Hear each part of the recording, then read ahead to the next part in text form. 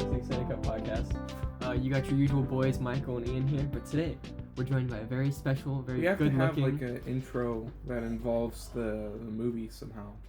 Just say, remember in the movie where, hey, Mr. Kennedy, you're the president, and then be like, hey, You know the movie? Hey, Mr. Richard. We have a special guest. He's awesome. And he needs a girlfriend bad. We'll get you a girlfriend after this episode, okay? Let's go. Hey, Michael, ask me about the future. Ask me everything about the future. Ask you if you know anything about the future? Ask me if I ever think about the future. Do you ever think about the future? What? Like, flying cars? Hotel on the moon? Tang? That's the line from the movie. Do I sound like Oscar Isaac when I do that voice? No. Welcome back to the Extended Cut Podcast. Today, I am joined by guest stars Michael Haley and Ian Clemmer. And today we're going to be talking about... Inside Llewyn Davis. You know, I just want to thank Ricky Walter for having us on the podcast. It's very sweet of him. I've always wanted to be on. I think I speak for Michael when I say we're in awe of your good looks, charm, and wit. That's true. I'm beautiful. Michael is in awe. He's not talking at all.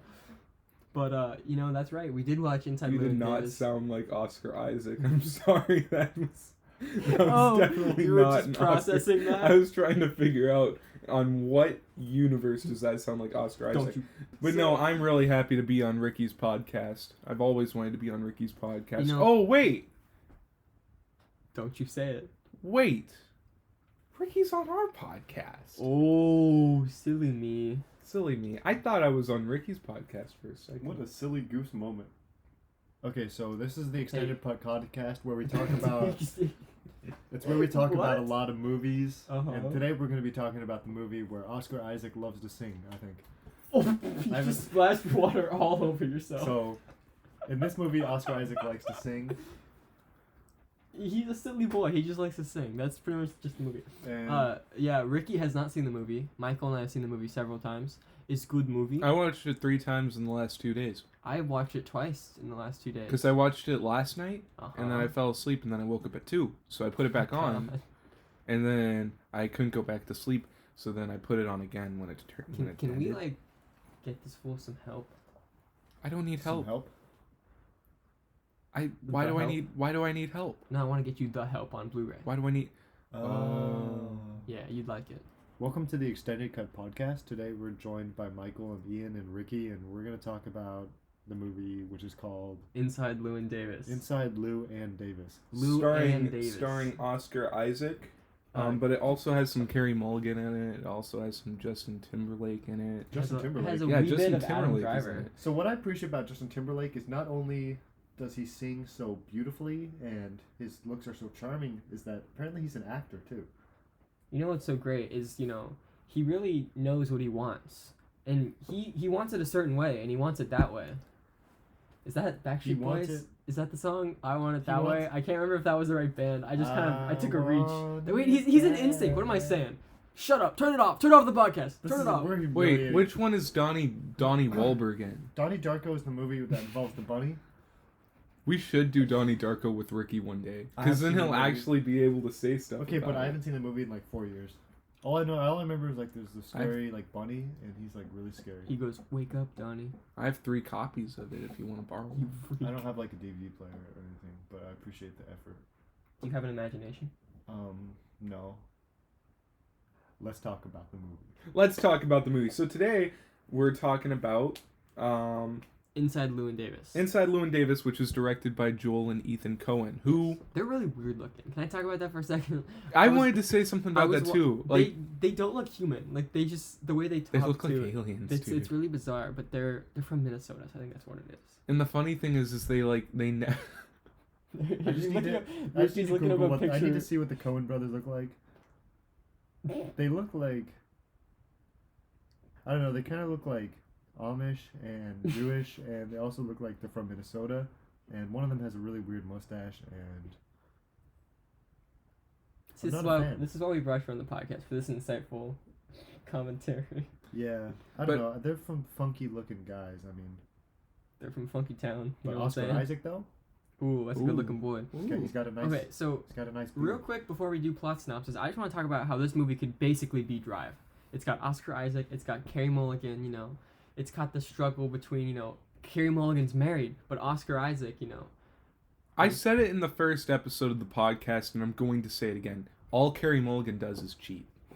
Oh my god. That's all she does. Well, there's some more layers to that. We'll get to that No, later. there's no more layers. She cheated on Justin Timberlake. What did Justin Timberlake ever do to her? Look at the sweaters he wears, And man. all up until yesterday, because by the time we get this out there, yesterday was Super Bowl Sunday. Sunday. Huge car 10 sale. All up until yesterday, I thought that song "Can't Feel My Face" by The Weeknd was by Justin Timberlake. I can't feel my face. I thought that was Justin Timberlake. I didn't know it was Seriously? The Weeknd. Clearly Yeah. not a cultured man who I'm watches not a Uncut cultured- Gems. Michael I- is down horrendously. I watch movies. I don't do anything else but watch movies. So like, you can't blame me. So, Well, if you think about it, the Super Bowl is sort of like a movie. And that's why I know now. That's right. The Weeknd is technically a movie star. Which, by the because way, he's in Uncut Gems, so yeah. He's in Uncut Gems. Yeah. yeah, he's in He plays The Weeknd. Okay, so let's do a quick rundown of the synopsis for our little Ricky here. Ian, So- I'm gonna have you lead this one because I didn't would- write a plot synopsis. I would really Can you appreciate delete that. the part where I said racist? Here's the thing about me, Michael. Here- I'm talented, so I can do this off the dome. All right. Do it. Here's the real quick. Definitely time for a snack break. We'll be back.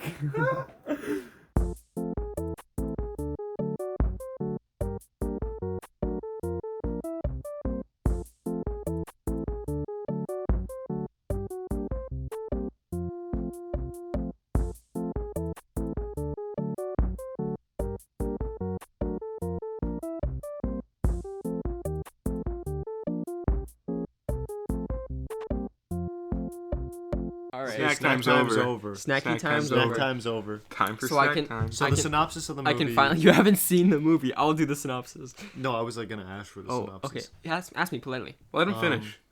Yeah, let me finish. Ian, can you please give me the synopsis? No, can I?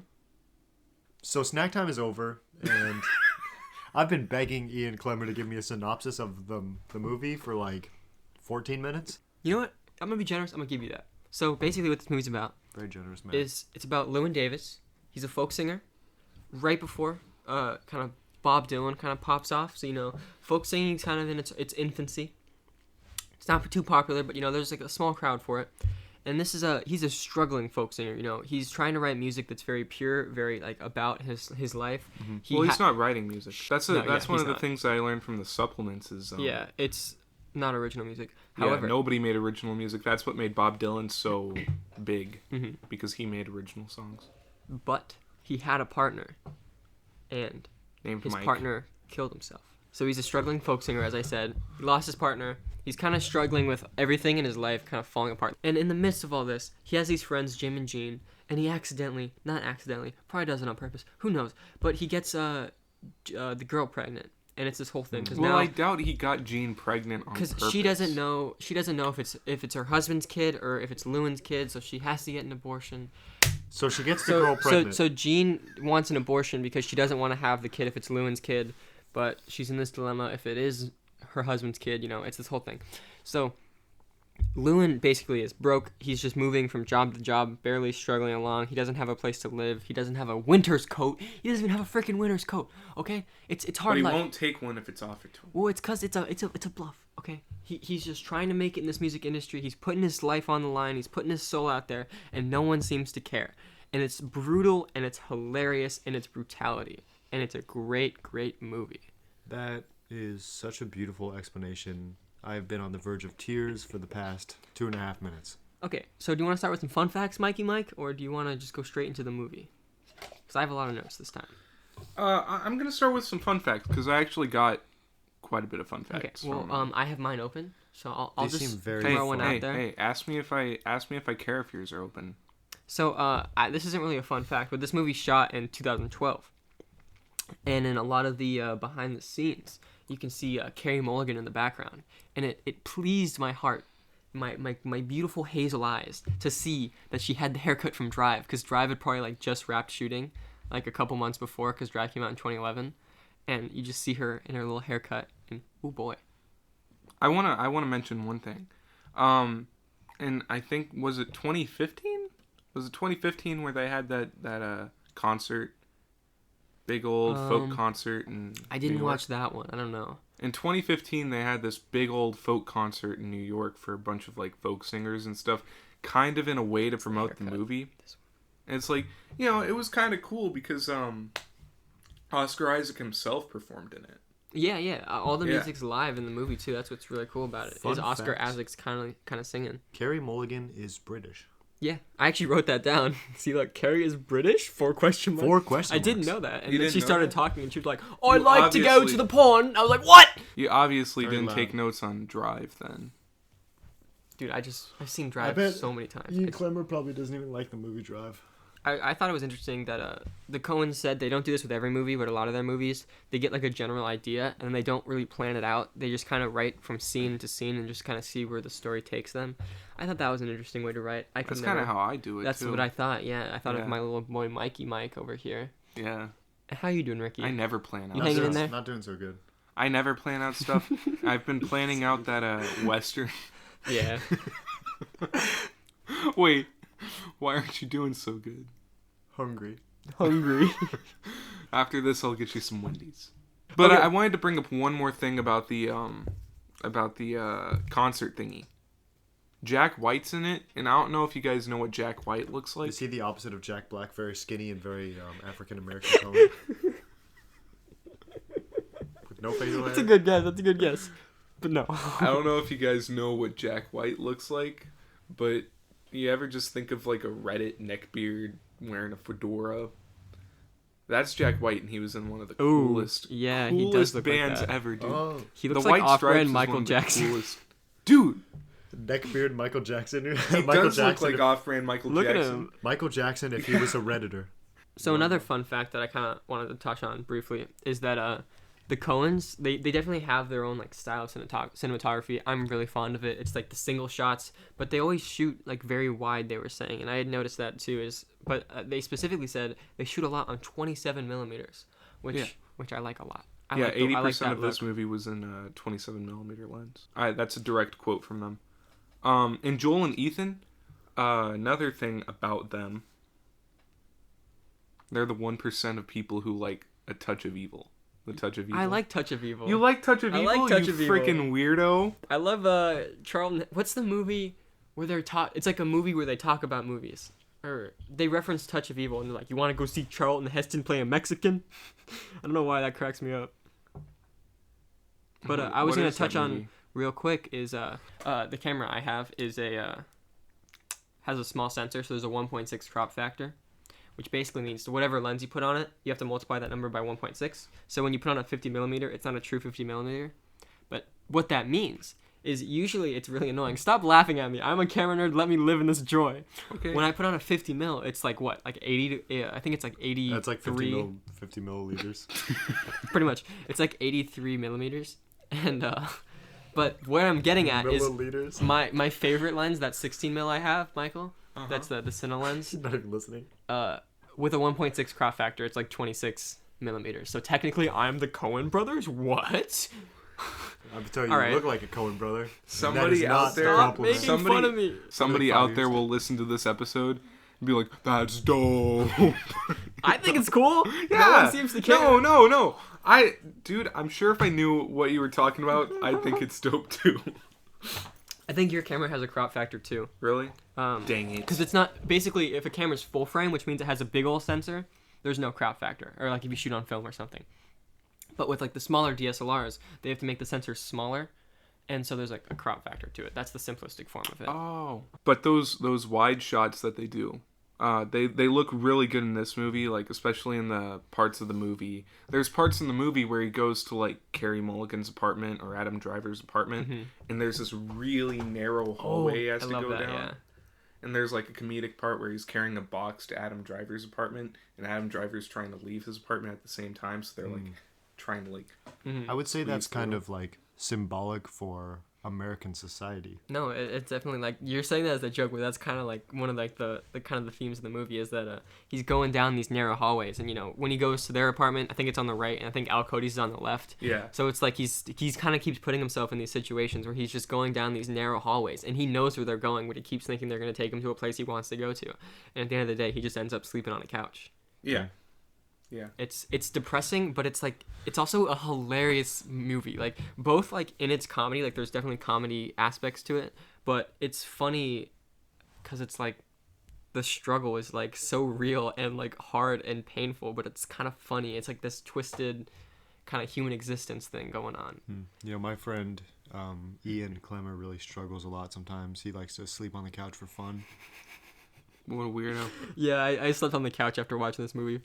So, get into the character if we're talking about this podcast. Did you know that Sam Raimi and the Coen Brothers are friends? Yeah, I love that. Yeah, I love it too. They're in, I think, Evil Dead. Didn't he make Spider-Man? They are? And like a background or like, they're in one of his movies. Yeah, he made the Spider-Man movies. I always knew they were friends because my dad told me that when I was a kid before I even knew who like Ethan Coen and Joel Coen were. They're like, hey, you know the guy that made Spider-Man? Yeah, he's friends with the Coens. And I'm like, Dad, I'm 7.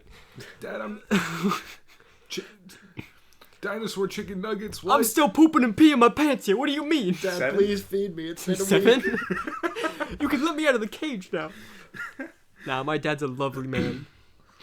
If he's watching this, thank you for all the mail you've delivered. Oh, I left that in the last podcast too. Yeah, what's up? We were talking about how you got your dad 3 billboards. Oh, we were really? like talking about how Yeah, cute it is because he's like a little kid, and I said your dad sounds awesome. And he said he is, and I left that in. Oh, that's cute. That's cute. I like my dad. Yeah.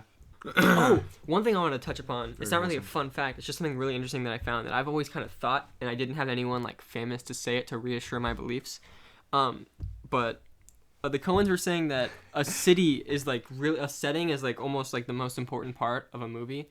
Like it's almost like a character in itself. Like putting a character in like a city that has a personality like almost shapes the film.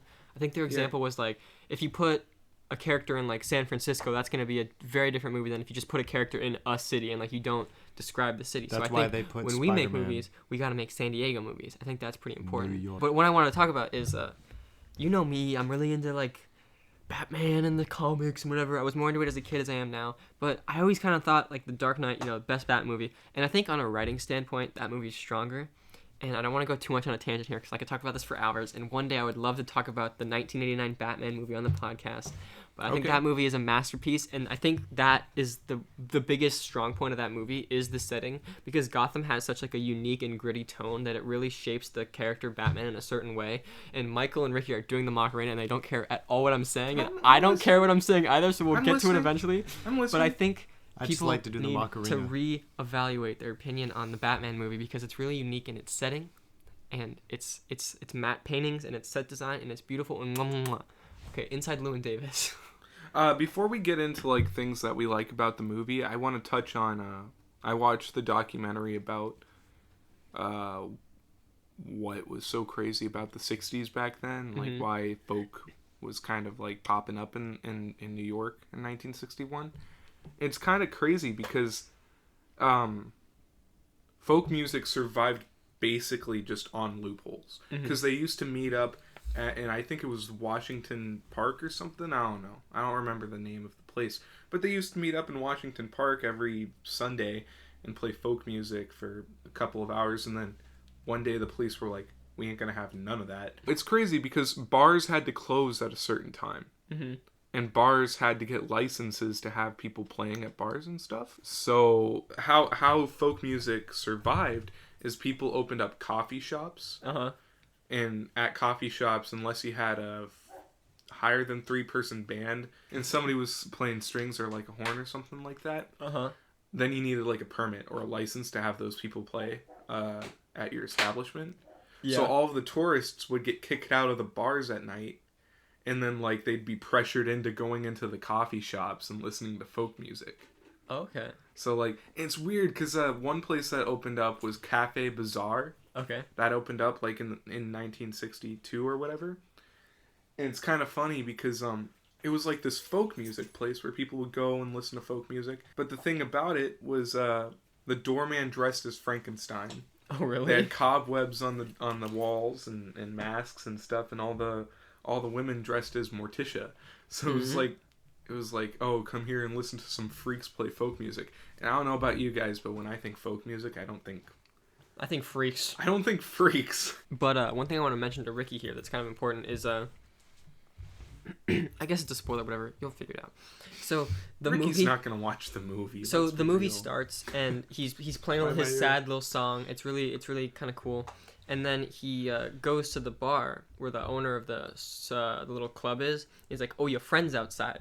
And he's like, "My friend, I ain't got no friend." So he walks outside, and there's this dude in like a fedora and like kind of a tux. He's like, "You think you a funny boy?" And he's like, "I don't know what you mean." He goes, "Last night you yelling stuff up there. You think you a funny boy?" And he's like, "It's a show, man. You yell stuff." And so basically, this guy just beats the crap out of Oscar Isaac. Did it hurt? It did hurt. I cried a little bit. But at the end of the movie, Llewyn kind of has this breakdown where there's this like kind of older lady up on stage singing this really like like this really. Well, let's explain why he has the breakdown. Yeah, well, because he goes through so much in the movie. Well, no, it's because yes, that. It's also because like we said, Carey Mulligan's in this movie, and he gets Carey Mulligan pregnant, and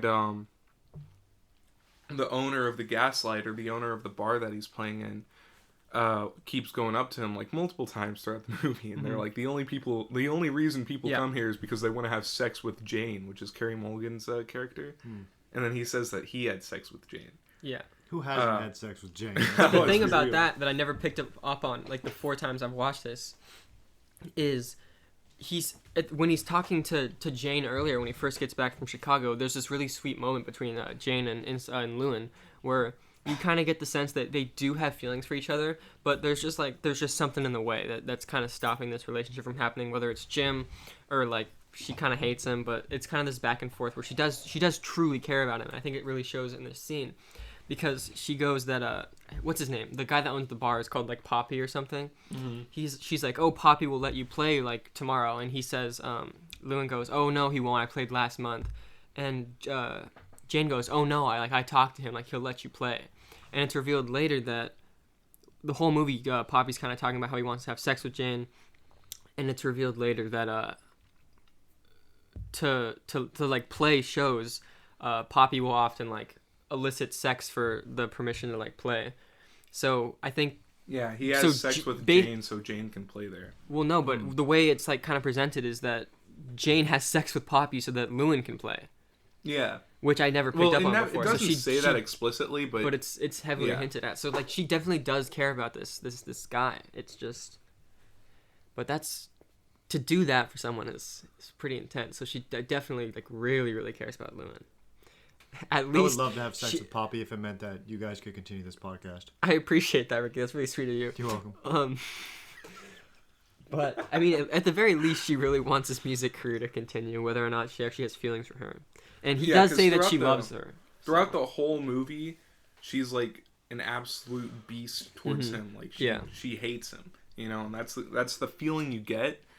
But and throughout the movie, Oscar Isaac kind of leans away from doing folk music because it's just not getting him anywhere. And that's what sparks up the conversation about you can play at the Gaslight tonight or whatever, because even though she hates him, she's like, "What are you talking about? You're just gonna stop?" Yeah, she doesn't want him to give up on his dream, but at the same time. So why does she hate him? Because he got her pregnant. Oh yeah. And he's kind of like a low life bum. He's kind of like sleeping on the couch, sleeping, moving from place to place. Yeah, like my friend Ian. Yeah, my friend Ian. He's kind of a bum, but we love him. Yeah, we do. We love him. Yeah. I don't know about that. But I liked this idea that I think one of the Coens or Guillermo del Toro or someone said in the special features that like everyone in their own way in this movie is kind of phony to a certain extent. Like even Jane and Jim, like they are doing folk music with just like their dream, but they're kind of doing more like I think Llewyn calls them like a careerist. Like they're like, doing it for the money and like so they can have like a happy life. They're not necessarily like expressing like their soul, which is what Llewyn's trying to do, and it's not getting him anywhere. So he's really frustrated with the world. Come to think of it, dude, this movie is a lot like La La Land. Yeah, I was It's thinking a about lot that a lot. like Yeah, La La Land. And that just ties it into Drive because Ryan Gosling Gosling. stars in La La Land. it all comes back It's together. all connected. Full Carey circle. Mulligan, Oscar Isaac, Ryan Gosling, Mm-hmm. Drive. Drive. Star Wars. Adam Driver. Adam Driver. Oscar Isaac. What the heck? Wasn't that one of your reviews on Letterboxd? I swear to God, if Mr. Kennedy puts Adam Driver in space, I'm gonna lose it. Yeah. At the end of the movie, because he's all upset about all the horrible things that have happened to him, and he's just like completely drunk, and he starts yelling at this lady who's singing, and she's like, I'm going down, and he's like, show us your panties! How'd you get the gig? And he's just like completely harassing this poor woman who's just Right trying to after like Poppy genuinely says play. he slept with Jane, mind you. Yeah, he's just Like literally right after. so he just kind of Messed up. snaps. And then the next night, he plays... That's the night that he gets to play. And then the same thing happens at the beginning where Poppy's like, oh, your friend's outside. And he goes outside, and it's the guy, and he beats him up for making fun of the wife. That was the one singing the night before. So Right. it's kind of this, like...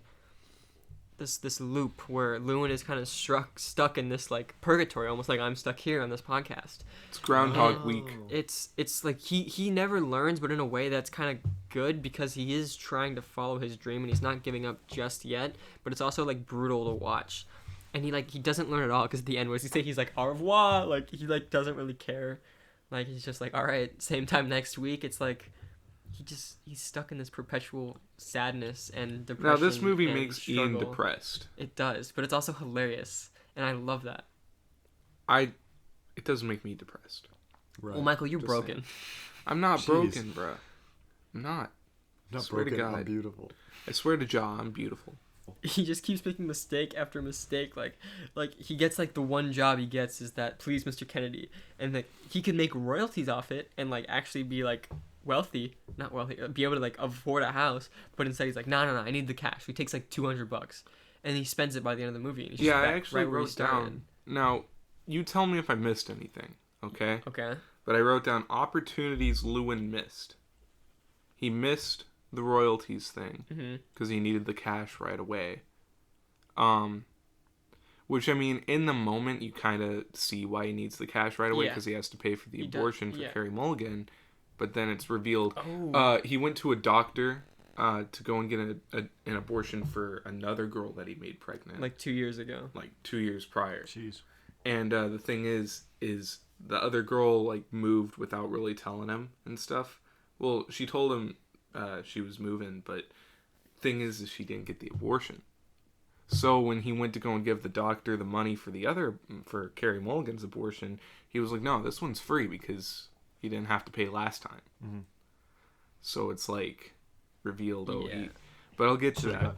So does like the song blow up or something, and he missed out on all the royalties? In a way, kind of. Yeah, it's like- because in one of the last scenes, there's this family he keeps going to I called think the it's- Beaumonts or I something. think it's the parents of Mike. That's what I was gonna ask I you. couldn't, because I was scrolling through like IMDb trying to find if Mike was credited as like a name, and I couldn't find anything. But I'm pretty sure because they like clearly have like an attachment to Mike. He like the mother sings the song and then he gets upset. And then when he says F Mike's part, she like gets all emotional and leaves. Mm-hmm. So yeah, I think. But anyways, those people let him sleep on their couch a lot. Mm-hmm. And that's one of the funny things at the beginning of the movie is he's leaving their apartment and the cat runs out and then Yeah. he's locked out of the apartment. So that's why he has a cat for a majority of the movie. Okay. Because he turns out he doesn't grab the right cat. Yeah. Hence the where's his scrotum, Llewyn? Yeah, he loses the cat and he finds a new cat thing. It's the same cat and he brings it to them, and it's a girl cat, but the original cat was a boy. And the lady freaks out and she's like, "Where's his scrotum?" Yeah. Yeah, it's pretty funny. It's very a funny. funny scene. It's an emotional scene, but it's a funny scene at the same time. Like I my feel like wife. that's what the whole movie is about. Emotional but funny at the same time. That's exactly Yeah. what it is. But when he goes to their house at the end of the movie, they introduce him to some guests they have over, and the guests are like, "Oh, you were in Jim's Mr. Kennedy song. That song's so hysterical. It's so funny." Yeah, they're like, it's gonna be You a know. hit. Like, so they're hinting towards, yeah, the song did good. So if Llewyn, didn't try to get cash right away, then he'd be making some money off of it. It'd at least be a passive income for the rest of his life. I mean, Yeah. who doesn't want passive income? That's the dream. That is the dream.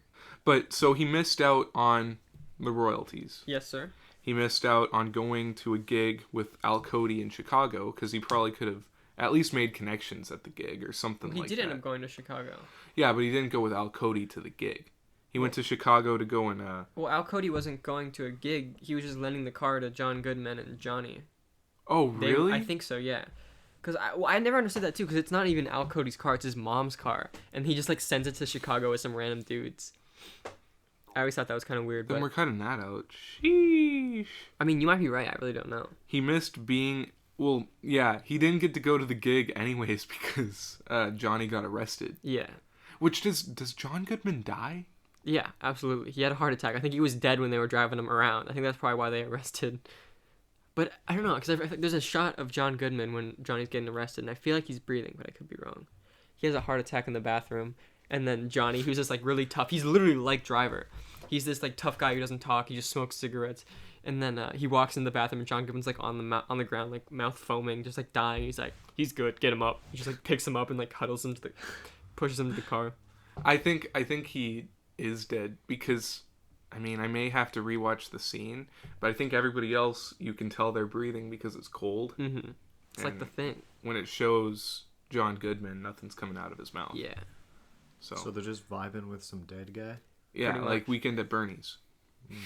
And then... so this movie is Weekend at Bernie's? Pretty much, I would say so, yeah. Yeah, definitely.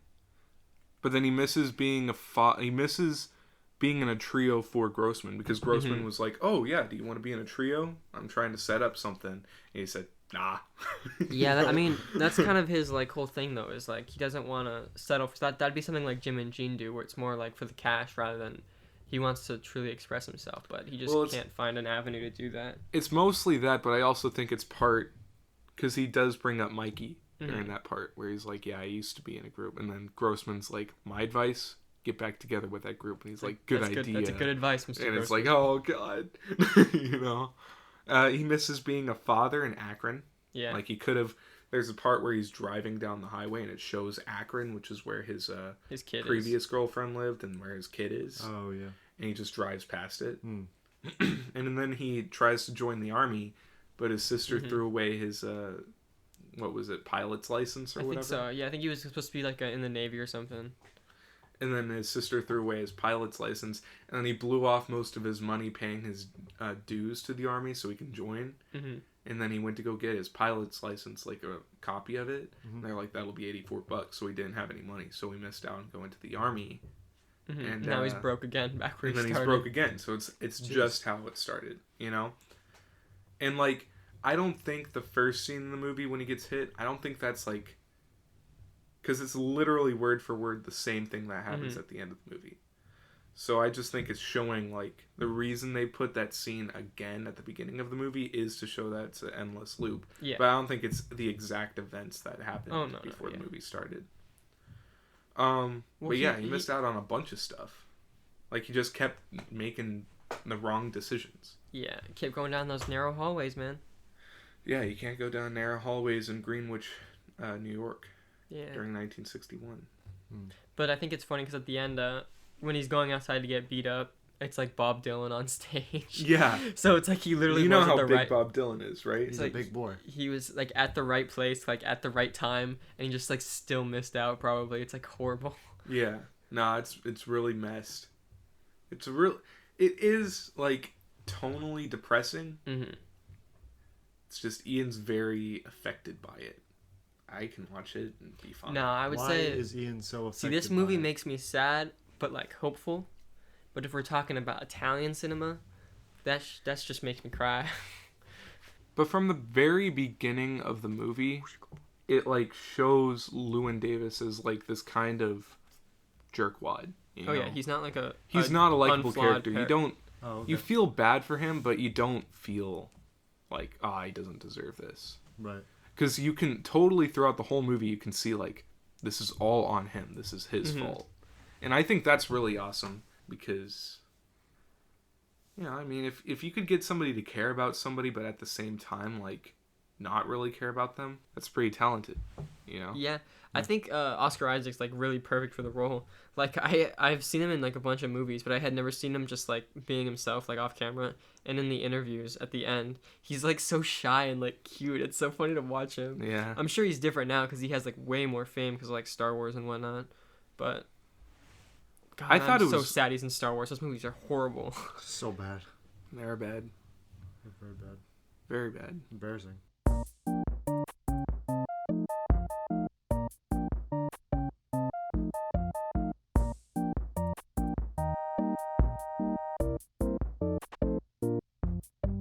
Okay, well, we just lost a bunch of audio, I realized, and it's a week later, so we have to do an outro, and Ricky's sick as a dog, so outro take one, I guess. Yeah, Ricky, you have anything to add? Yeah, I just want to say that I think that the movie is probably really good or something, but I never saw it. But I really enjoyed your description of it, and I will definitely consider watching it. And thank you for allowing me to guest star on this beautiful program. And Michael and Ian are gorgeous, and that's it. Yeah. All right. I'd say that's pretty accurate. We are pretty gorgeous. Yeah, I don't think. Yeah, I mean, I'd say enough said. Enough said. Especially Michael when he has the Hollister jacket on. You're right. That's a good one. You're right. Where is that baddie? I need it. It's from Hollister, by the way. All right. Well, it is from Hollister. Anything else, Michael? He's Ricky. Oh yeah. Thank you, Ricky, of course, our first guest. Hopefully we'll see you again soon. Welcome, gorgeous. Get better. Thanks. Ricky's sick as a dog, so if I don't see Get Well Ricky's in the comment section, then Yeah. we're shutting down the podcast completely. Yeah. There better be 100 likes. Yeah, there better be. All right, well, I'd say that's a wrap. We're going to talk about some other stuff so that way I can put the outro music over it. So Drive safe. Text me when you get. Okay, bye, Ricky. We love you. drive safe, text me when you get Okay. home, and Ricky, we love you. No, See you Ricky. guys Ricky, later. text us when you get to your mom's house. We know you're safe. Check the podcast. Text us when you get to your mom's house so we know you're safe. Check. What do you mean, check this? Text. Text us. Check what? I'm gonna beat you to a pulp here, buddy. Text us when you get home. Text you? Yeah. Yeah. So we know you're safe.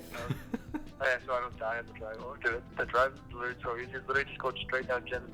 Yeah, but you don't have a CRV to keep you safe. That's true. The CRV would keep me nice and safe. Yeah. Very Well, lonely. This is going to be our best episode yet. Just going to say bro. it. Okay, bye. Okay. Love you.